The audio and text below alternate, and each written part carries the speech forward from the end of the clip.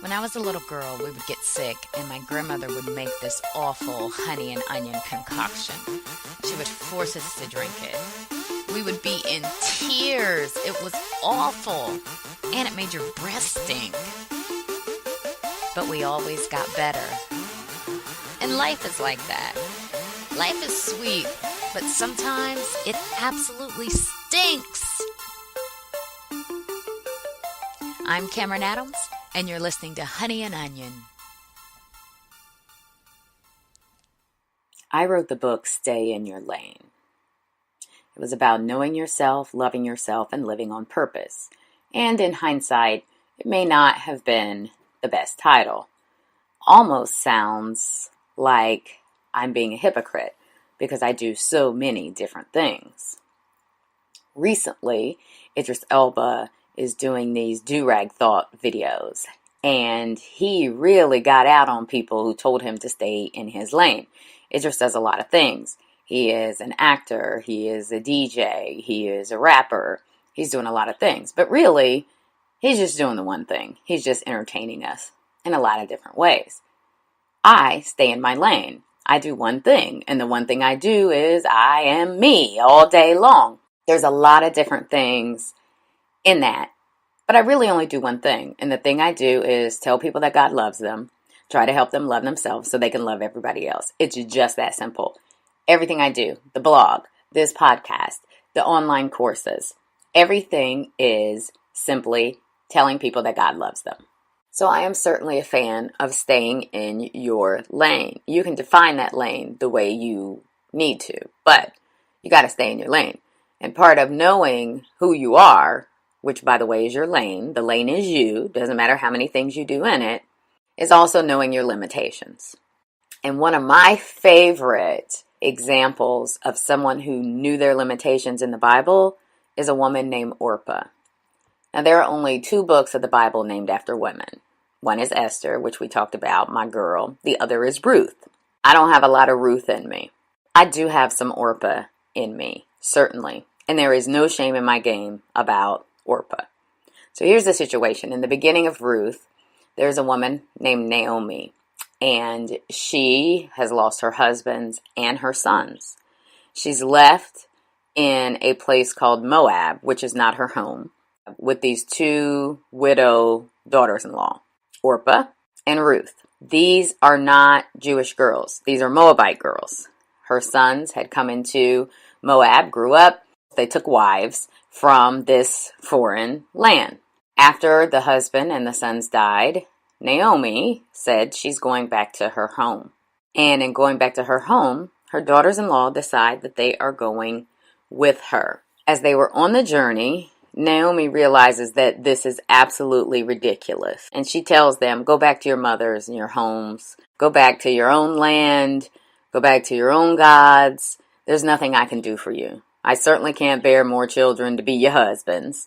And even if I did have a baby today, you're going to sit around and wait until he grows up to be your husbands? Go back. Both of the ladies were crying. They obviously loved their mother-in-law very, very much. But Orpah kissed Naomi on the cheek and she went back. They all wept together. She said goodbye. She was certainly going to miss her mother-in-law. But Orpah knew her limitations.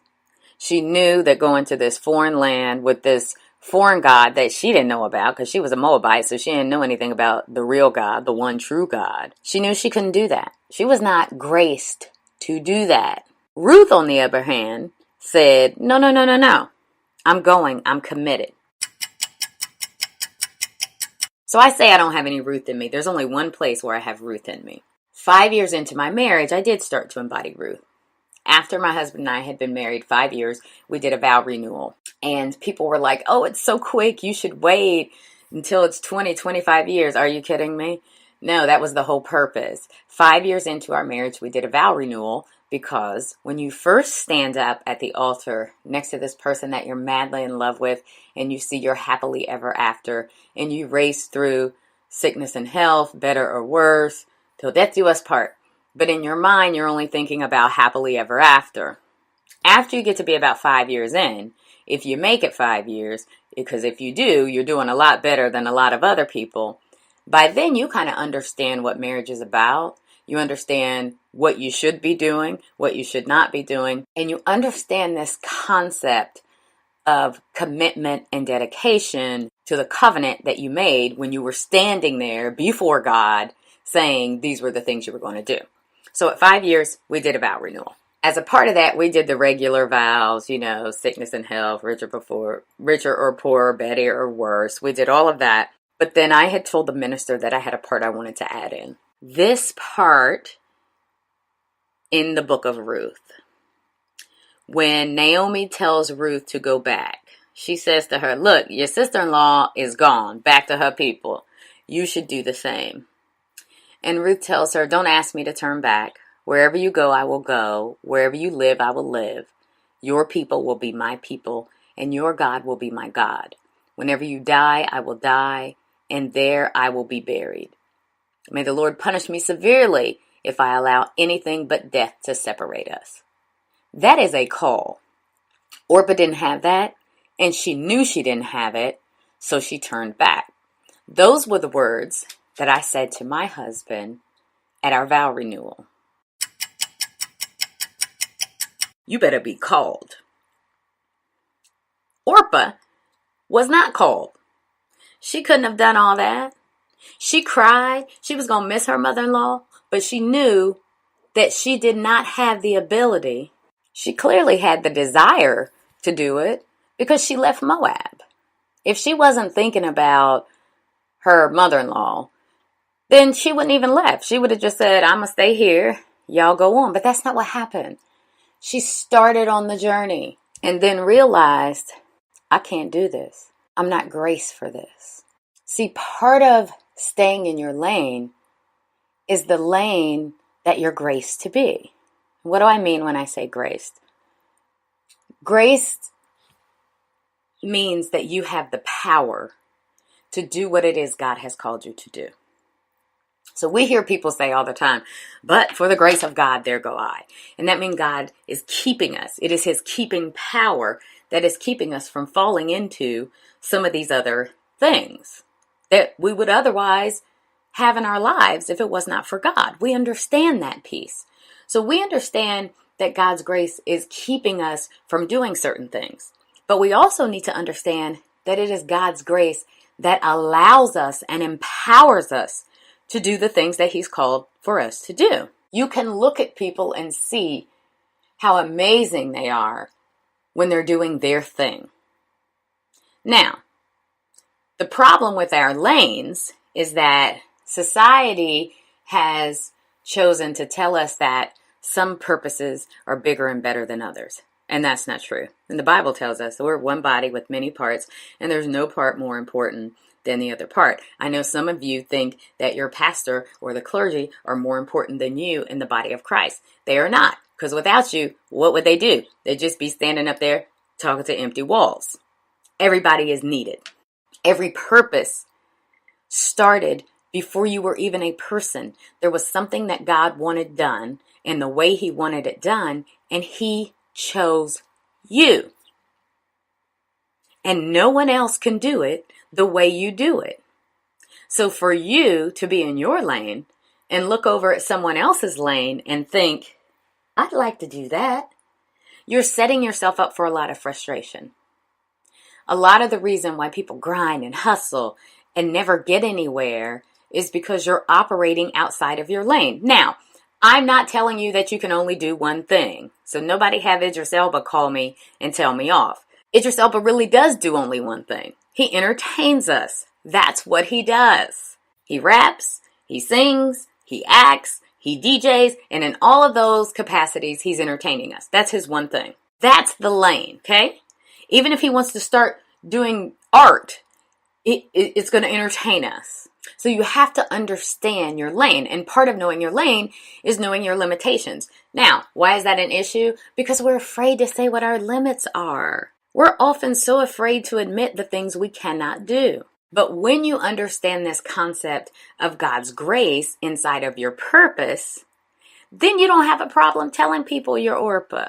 In fact, anytime that I've ever heard a sermon on Ruth, they make Orpah look like a weak, selfish, undisciplined woman who took the easy way. She knew her limitations. She was not going to be successful moving forward with Naomi and Ruth, which Ruth makes this declaration that when you die, I'm going to die. And God strike me down if I separate from you. That's the grace of God. And like Orpah, there are places in our lives where we go along because you know it's the right thing to do. But let's be clear. If you turn around to me like Naomi and say, hey, you don't really have to do this, I'm going to be out. Because I know that I don't have the grace to fully immerse myself with all that stuff. I know where my work is. I know where my worship is. I know where I am fed, and I know where I am focused. And as a part of that, I have to know my limitations. I'm not graced to be Beyonce. I don't want people intruding in my life. I stayed in a cave for 14 years to avoid that. I don't like getting DMs that make me feel, quote, some kind of way. So I certainly don't want people speculating whether or not I had my child, talking about, me and my husband are having an argument, wanting to know the names of my kids. I just don't want that. So God bless Beyonce and the grace that she has to deal with that lifestyle. The grace that you have on your life is not just about overcoming your trials. I am graced to live the life I live. I was recently doing a group coaching, and the woman came up to me afterwards, and she said, I want your boldness. Oh, honey, stop right there. And she went on to talk about how bothered she is by when other people say things about her, when people talk about her, people always hurt her feelings. And she wanted to be more like me.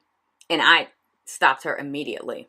The reason why I am this way, and I give very little thought to negative things that people may say about me, is because people have been saying negative things for a long time. God prepared me. That preparation is part of being graced.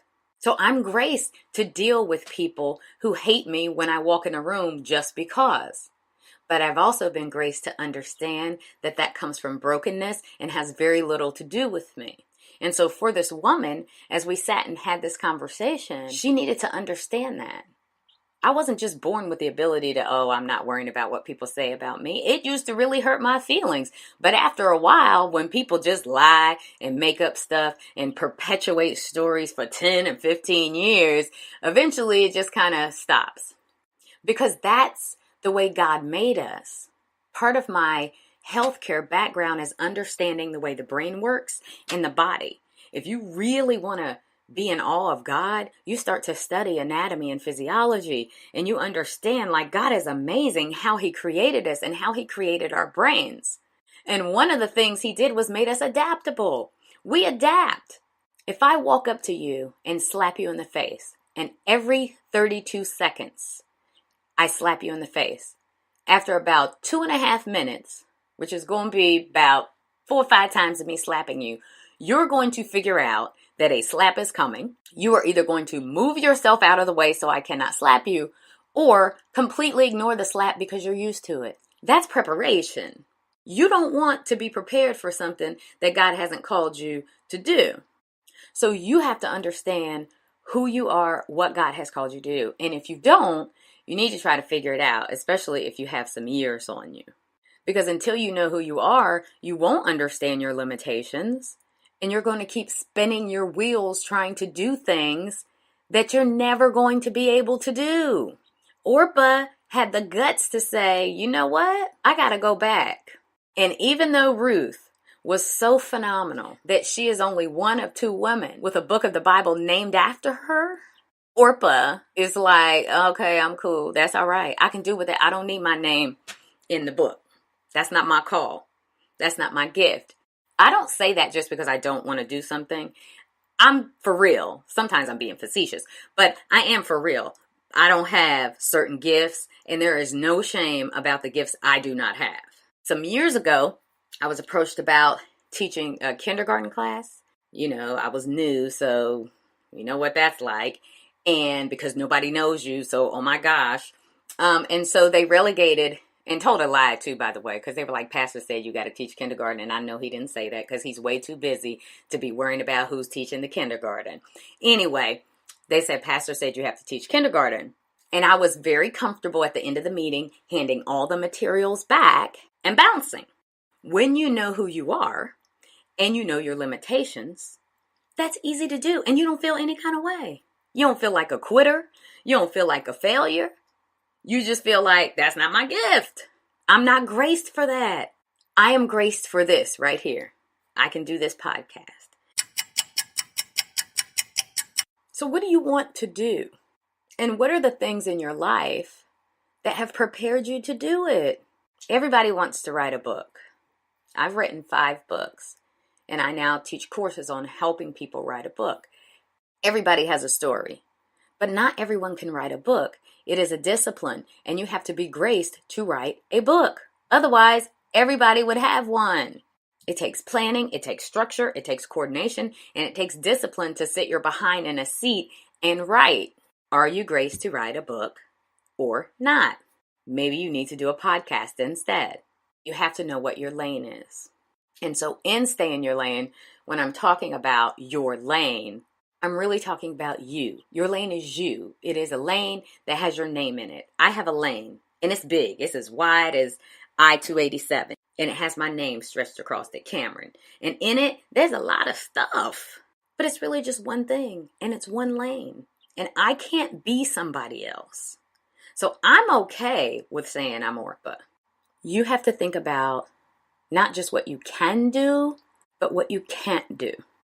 In my corporate career, I was a strategist. I worked in marketing strategy. I worked with brands.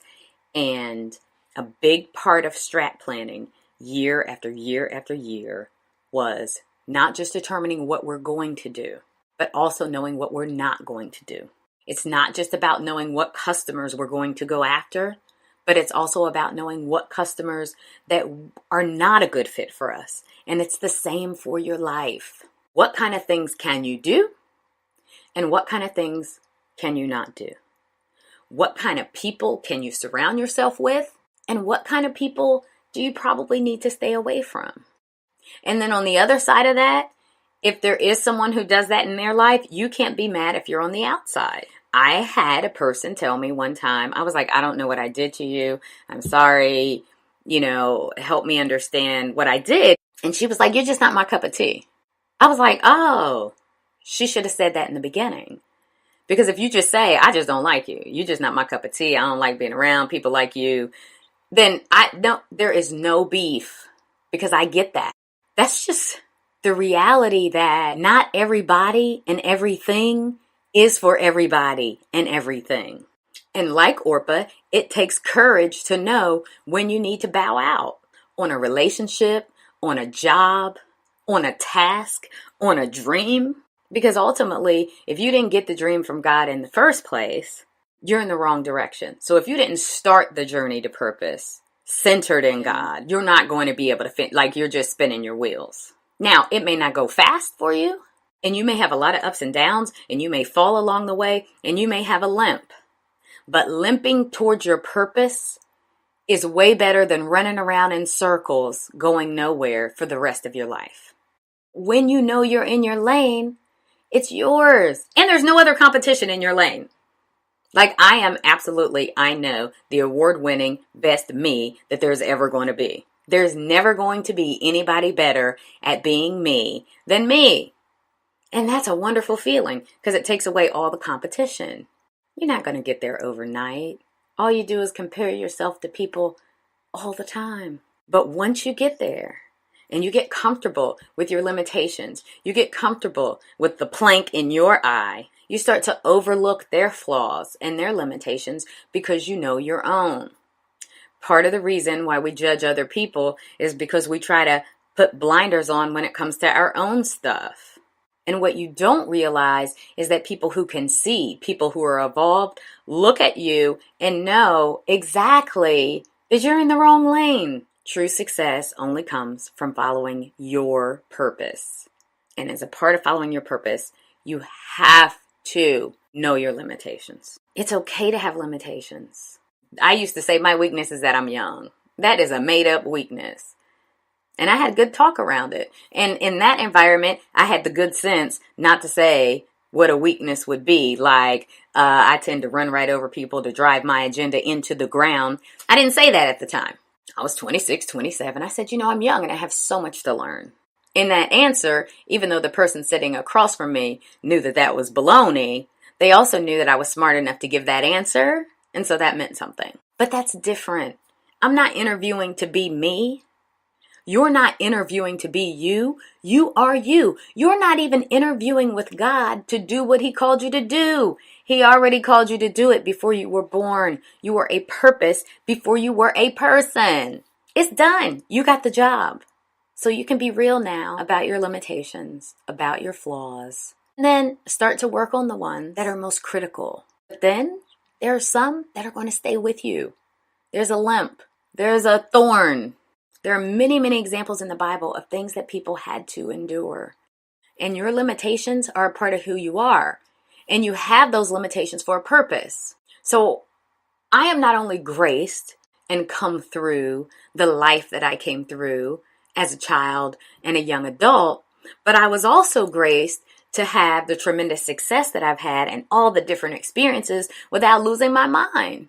Because sometimes when you grind, and you get around other people that are like you and nobody has a God consciousness, and so you may feel like you're being elevated, and you get elevated to a place that you don't have the grace to stay, and so you lose your mind. There are so many broken people, hurting people, and hurt people hurt other people. And they're hurting because they can't just accept who they are.